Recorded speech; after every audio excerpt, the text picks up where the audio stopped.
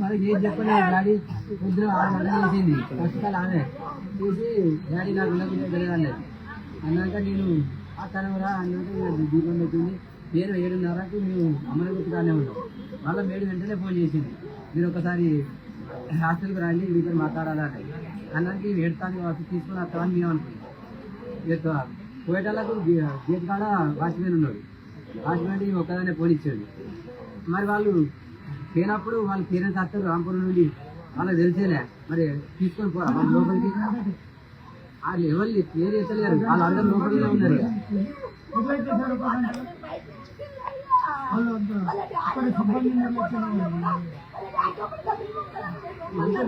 పోయినాక పావుగంట బయట నిలబెట్టాక నేనే గేట్ తీసుకొని మళ్ళీ ఇంకా నాకు ఏం విషయం చెప్తలేదు అని పోయేటలా గప్పుడు చెప్తాను మీ బిడ్డ సూసైడ్ చేసుకున్నదని. ఆ ఫోన్ చూద్దా పొద్దున ఫోన్ చేసిన నంబర్ నాలో లేదు. నేను పక్కన పెట్టి ఆయన ఇట్లా పట్టుకుంటున్నా వాడి ఇట్లా ఉరేసుకున్నదని. ఆ ఫోను డిలీట్ చేసింది 2 నంబర్. మేడం చేసిన నంబర్ డిలీట్ చేసింది. ఫస్ట్ నాకు మా బిడ్డ మాట్లాడిన నంబర్ డిలీట్ చేసింది. మా బిడ్డ మస్తు మాట్లాడింది మేడం సెల్లోకి వెళ్ళి. మళ్ళా వెనకసేరి మేడం నాకు ఫోన్ చేసింది అమ్మల గుర్తుకాడికి పోతా అంటే. ఆ 2 నంబర్లు డిలీట్ అయినాయి. నేను పక్కకుంటే ఆ సెల్ తీసుకున్నారు ఎవరో డిలీట్ చేసింది. వాళ్ళందుకే నన్ను కక్ష పెట్టుకొని అది చేసి ఒత్తిడి గురి చేసి చాలా బాధాకరం ఒత్తిడి గురి వాళ్ళని సస్పెండ్ చేయాలి.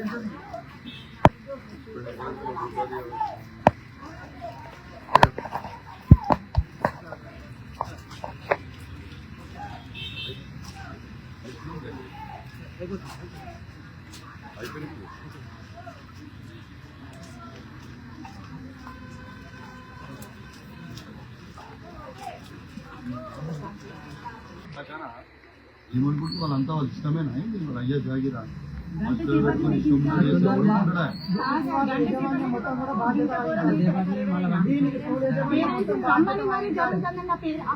ఎందుకు గమనించలేదు? ఎంతమంది నేను అత్త డాడీ అని చెప్పినప్పుడు ఇప్పుడు ఏ సారైనా ఏ టీచర్ అయినా ఫోన్ ఇచ్చేది పాపకి. ఇచ్చి మాట్లాడేటప్పుడు పక్కకుండా దూరం అయితే పంపించేది కదా.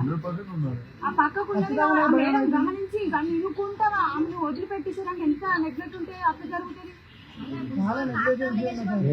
మేము నమ్మకుండా ఆచారం చేస్తున్నాం.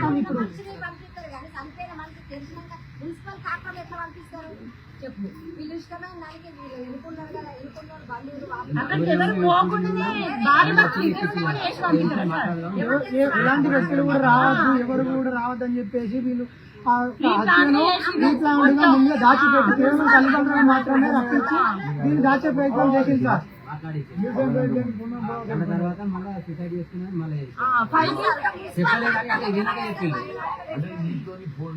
సగం దూరం ఎవరితో మాట్లాడింది తర్వాత 7:30 వరకు మేము అమ్మని గుర్తుగానే ఉన్నాం. అమ్మని గుర్తు కాడిపోయినా మళ్ళీ మాట్లాడింది. అప్పుడు పాప మాట్లాడి మాట్లాడలే పాప ఎవరు ఫోన్ నుంచి మాట్లాడింది నంబర్ డిలీట్ చేసుకోవాలి. పక్కన ఏడుతా అంటే ఇట్లా పెట్టుకున్నాం. ఫోన్లో డిలీట్ చేస్తే కాల్ డేటా తీసుకురా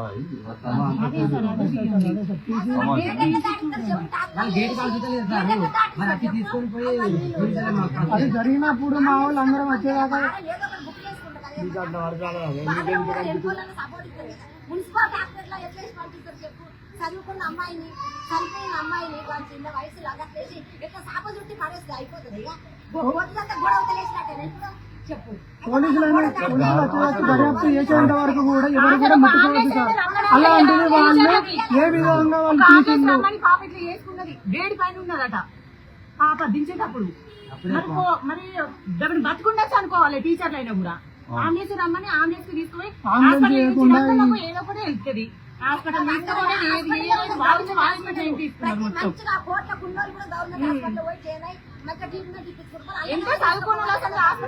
అలా జరిగిన వెంటనే అంబులెన్స్ కానీ పోలీసులు కానీ ఇన్ఫర్మేషన్ ఇచ్చిన తర్వాత ఇవన్నీ జరగాలి. వాళ్ళు అవన్నీ జరగకుండా ఇవన్నీ వాళ్ళు కావాలని చేసింది సార్.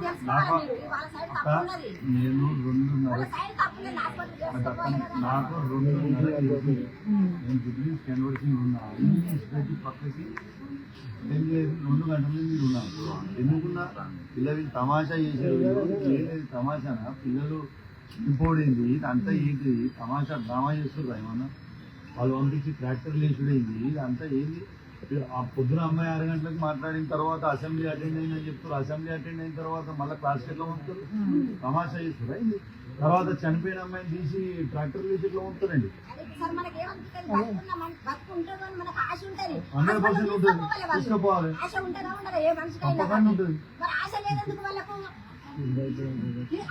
అక్కడే ఉంటుంది హాస్పిటల్ అంటే మళ్ళీ డాక్టర్ తీసుకుపోయేదే ఉన్నది వాళ్ళే పెట్టుకుని ఎవరు నమ్మి తీసుకొని డాక్టర్ కూర్చొని తీసుకొచ్చుకుని కనిపించారు వాళ్ళు ఒకరు తీసుకుంటా ఒకరు చూడకుండా సామర్థ్యం పడేస్తారు అందరూ